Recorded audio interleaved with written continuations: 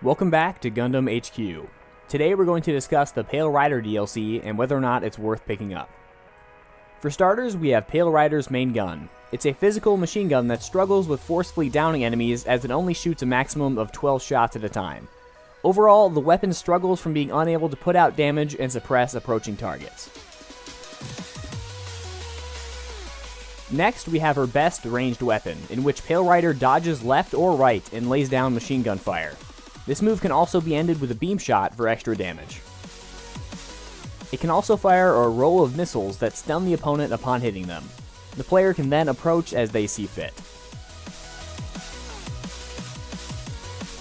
Charge Shot A fires a single cannon shot that deals upward of 100 damage. Pale Rider's melee at first is lackluster, however it improves greatly upon entering Hades. In Hades, the suit gets a shielded rushdown move that can take a few hits. Hades also improves Pale Rider's melee moves by extending the combos, allowing them to do more damage. Pale Rider's melee unfortunately does receive low priority, which can lead it to struggle against other melee-centric units. And also, the long combos it receives in Hades can be cut easily if your opponents know to help their teammates.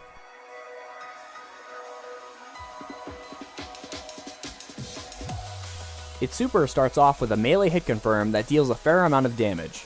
The main benefit of the super though is that it automatically refills and activates Hades. If you want Hades back, simply activate your super in green lock range and then head back in to do some damage. The Pale Rider Striker is a basic melee assist with 3 uses that hits the enemy and knocks them up into the air instead of downing them. This allows the player to follow up with whatever they choose. As for Unlockables, Pale Rider is nothing special.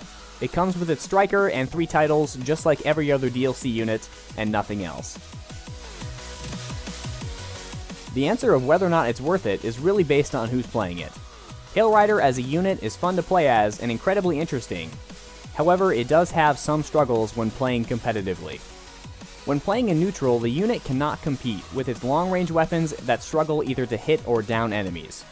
And melee in its basic form is decent, but nothing too special. Where it really shows its strength is when it activates Hades.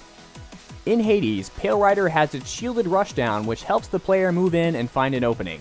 And then, upon finding said opening, the player can then proceed to punish their opponent with the strong melee that Hades gives it. However, if your opponents are team players, you could find yourself easily being cut before you can really reach your full potential. This mobile suit is at its strongest when it has its Hades up and the match has been split into 2 1-on-1s. If you know that you can beat up on your opponent because your partner is taking care of the other one, then there is very little preventing you from doing so.